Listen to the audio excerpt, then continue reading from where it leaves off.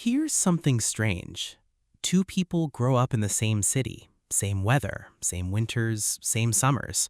One of them counts down the days to June like it's a holiday. The other barely notices. What makes someone a summer person isn't just a preference. According to psychology, it's a window into how their brain is wired, how they process emotion, seek connection, and experience the world. And by the end of this video, you're going to understand yourself, or someone you know, in a way you never quite have before. Let's start with something most people feel but can't explain. When summer arrives, some people don't just feel happier, they feel more like themselves, more energized, more social, more creative, more alive. And that's not poetic language, that's neuroscience. Here's what's happening beneath the surface. The human brain has a chemical called serotonin, often called the feel-good neurotransmitter. It regulates mood, motivation, and emotional stability, and one of its most powerful triggers? Sunlight. When light enters your eyes in the morning, it travels down a neural pathway straight to the brain's serotonin production center. The longer and brighter the light, the more serotonin your brain produces. Think of it like this. Serotonin is your brain's background music. In winter, the music gets quieter, sometimes barely audible. In summer, it turns all the way up. For people who strongly prefer summer, research suggests their brains may be particularly sensitive to this shift. They feel the chemical difference more acutely than others. So when summer arrives, it's not just warmer outside, their entire inner world brightens. But here's what's interesting, and this is where it gets psychological. Serotonin doesn't just affect mood, it affects personality expression, which brings us to the first surprising thing about summer lovers. Psychologists have studied the relationship between seasonal preference and personality for decades, and the patterns are consistent enough to be striking. People who strongly prefer summer tend to score higher on what researchers call extroversion and openness to experience, two of the big five personality dimensions. They tend to be socially energized, novelty-seeking, and emotionally expressive. But that's not the real reason they love summer. It goes deeper. Summer lovers often have what's called a high approach motivation, a psychological drive toward reward, connection, and new experience. Their brains are wired to move toward things, toward people, toward adventures, toward possibility. And winter for them isn't just cold, it's restrictive. It's closed doors, canceled plans, layers of clothing, and shorter days that feel like the world is pulling inward. You may have noticed this in yourself or in someone you know.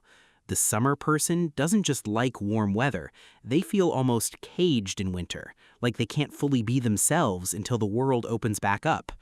That's not a mood, that's a personality trait interacting with an environment. And the most surprising part? This trait has evolutionary roots. Here's something psychologists and evolutionary biologists find fascinating. For most of human history, summer wasn't just pleasant, it was survival.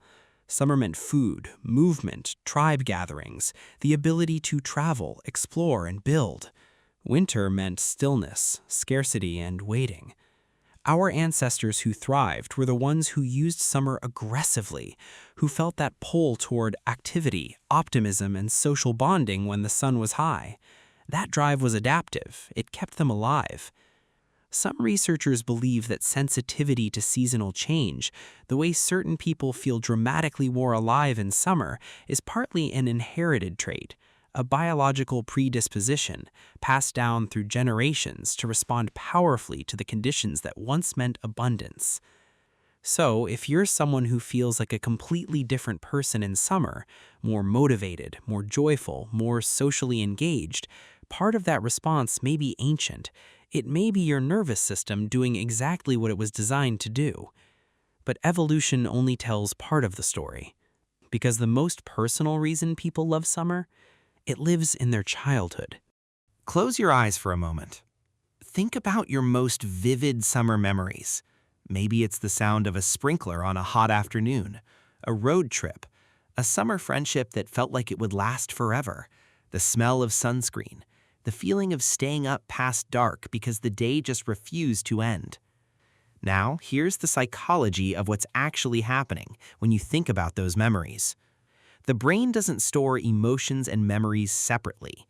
They're encoded together. When you experience something emotionally intense, joy, freedom, connection, your brain tags that experience and files it with the emotional tone attached. Summer, for many people, is the season when they first experienced autonomy, time without structure, permission to just be. For children, summer often means freedom from school, rules, and routine. And the brain, which is incredibly impressionable in childhood, forms deep emotional associations with the conditions surrounding those peak experiences. The warmth, the light, the long days, the looseness. Fast forward to adulthood, that same person walks outside on the first genuinely warm day of the year, and before they've consciously processed anything, their brain has already begun releasing a cascade of emotion. Not just because it's warm, but because warm means something. It's been encoded. This is why summer lovers don't just prefer summer, they feel summer in a way that seems almost disproportionate to outsiders. They're not just experiencing weather, they're experiencing a whole architecture of memory and meaning. And if you've ever tried to explain to a winter person why June feels like coming home, this is why it's so hard to put into words. If any of this is resonating, if you've been nodding along, tap the like button. It genuinely helps this channel reach more people, and it takes half a second. Here's something worth paying attention to. Summer lovers are often more socially alive in the warmer months, and not just because there are more outdoor events. The psychology of this runs deeper than convenience. Sunlight and warmth lower something psychologists call social inhibition. In cold, dark environments, humans instinctively become more guarded, more inward. It's a defense response. The world feels smaller, more threatening, more uncertain. In warm, bright environments, the opposite happens. Oxytocin, the bonding hormone, flows more freely. People make eye contact more readily. Strangers are friendlier. Conversations are easier. For summer people, this isn't subtle. They can feel the difference in how people show up around them in summer, how laughter comes easier, how the barriers between people seem thinner. Think about it like this. If you've ever noticed how a neighborhood feels completely different on a warm Sunday afternoon versus a gray Tuesday in January, that's not just aesthetics, that's social psychology in action. And for people who are wired towards connection, who are energized by other people, who feel most themselves when they're out in the world, summer isn't just a season, it's the version of the world they feel built for. But there's one more layer to this, and it might be the most illuminating of all. Research in positive psychology has found a consistent link between sunlight exposure and what's called dispositional optimism, the general expectation that things will turn out well. People with more sunlight exposure during formative periods tend to develop a slightly more optimistic cognitive style. They're more likely to see problems as temporary, more likely to believe in future possibilities, more likely to take risks in pursuit of something better. Now, here's where it gets genuinely fascinating. Summer lovers often don't just like summer, they identify with it. When you ask them to describe themselves, they use summer language: warm, open, energetic, free, expansive. Summer isn't just their favorite season, it's part of their self-concept. And this matters psychologically, because identity shapes behavior. If you see yourself as a warm weather, open sky, full light kind of person, you move through the world differently. You seek out experiences aligned with that identity. You curate your life around light, movement, and possibility. Winter for these people is often experienced not just as uncomfortable, but as a temporary loss of self, a dimming of who they actually are. Most people don't realize this is what's happening when they feel inexplicably flat in November.